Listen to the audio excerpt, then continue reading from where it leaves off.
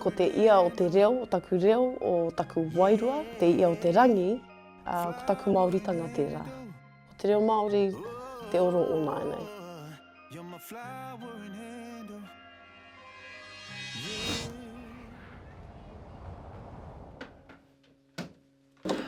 Karaoke marks. Akene pēr ko te kōrero me noho pū koe ki ngā oro tawhito.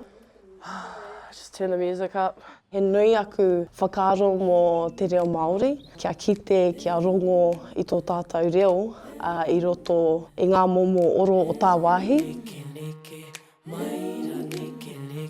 I au e tamariki ana, he nui ngā momo pūoro rereke i pā mai aku taringa. Ai.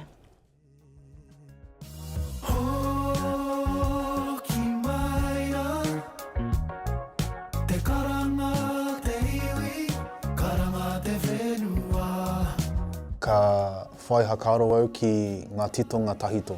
Anā ko rere ngā wairua tētahi, he waiata no te nota. Me te hakaro, me pehea taku hari mai i tērā wairua, te wairua o aua titonga ki te naia nei.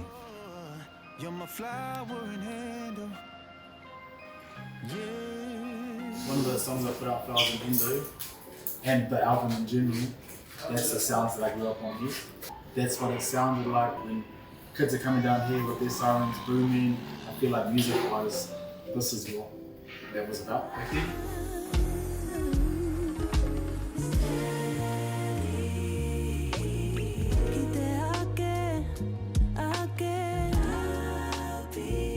Kāreau i tipu ki te ao Māori, kāreau i tipu ki te reo Māori. Nā taku aroha nui ki tēnei ao.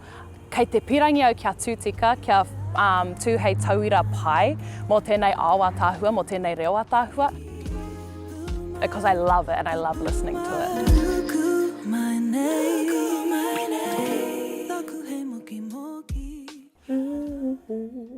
Ko te iti aere, te manu ti ai rakai. Try and come up with a theme, a kaupapa, like an angle that I want to try and write about. And then, yeah, jot down some words. Usually it's all scribbles. And then try and fit it to the beat that I've made. E hara i te mea ka tino whai hakaro au ki ngā momo taira I au e tito ana. Ko tāku noa he tito waiata reo Māori me te uru ētahi oro pai kia hau. Nō reira I te nui ngō te wā, he R&B, he soul, he hātu rānei. Nā taku ohinga tērā.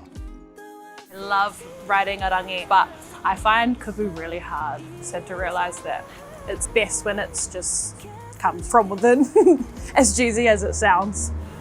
Ki au nei kāri e tuatu I te mihi nā ngā rangatahi.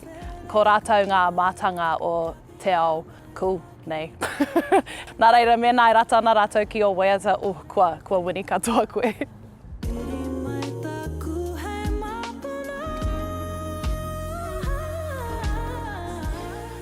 Ko taku ao Māori, kai roto I ahau. Ahakoa te reo Pākehā, te reo Māori, reo takitake o whenua. Ko te ia o te reo, o taku reo, o taku wairua, te ia o te rangi, ko taku Māoritanga tērā.